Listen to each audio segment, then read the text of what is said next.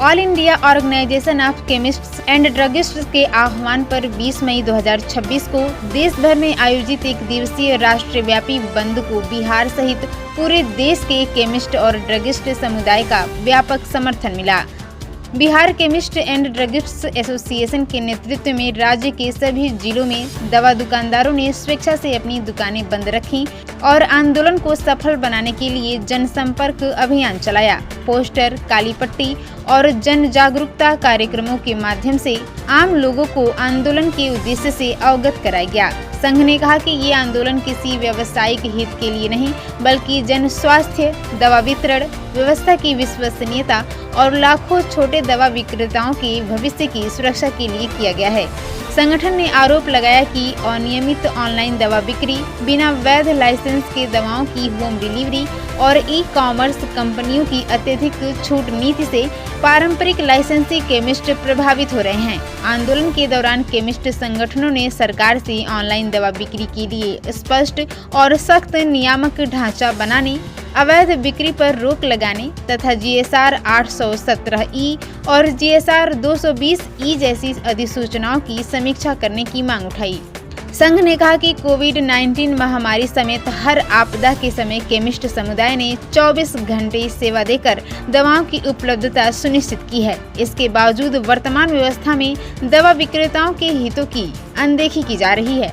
संगठन ने सरकार से जनहित, रोगी सुरक्षा और रोजगार संरक्षण को ध्यान में रखते हुए शीघ्र सकारात्मक निर्णय लेने की अपील की है। दुकानें बंद करा रहे हैं। हम लोग ऑनलाइन और डिस्काउंट के विरोध में हम लोग ये बंदी किए हैं और हमारा बंदी सफल रहा है और ये आज रात के 12 बजे तक बंद रहेगा। और दूसरा बात ये है कि मुख्य मुद्दा ये है कि हम लोग अगर दवा का दुकान चलाने के लिए हम लोग को फार्मासिस्ट चाहिए, रजिस्ट्रेशन चाहिए, लाइसेंस चाहिए। ये ऑनलाइन वालों की कहीं कोई अता पता नहीं है, बस जैसे तैसे दिए जा रहे हैं मार्केट में इतने सस्ते दर पे। जो हमारे स्टॉकिस्ट और हमारे रिटेलर का जो मतलब कि वो है नेट प्राइस है, उसमें उससे भी वो कम दे रहे हैं। आखिर सरकार क्यों सोई हुई है? एक देश में दो कानून कैसे लागू चलेगा? या आप एक जगह हमको कह रहे हैं कि फार्मासिस्ट आप लगाइए और आप एक जगह कह रहे हैं कि खुले बाजार में दवा बेचिए, ये नहीं चलेगा। फार्मासिस्ट की डिग्री बेकार है, हम लाइसेंस क्यों लें? क्या नाम है आपका? सतीश कुमार सिंह। हम लोग एकदम गोपालगंज में 100% हैं। बंदी पूरा पूर्ण रूप से हमारा जितना भी ब्लॉक है या बाजार है टोटल बंद है और सब जगह से हम लोग पास इसका मैसेज भी आ रहा है। दवा दुकानें बंद रखने का क्या मुख्य उद्देश्य है?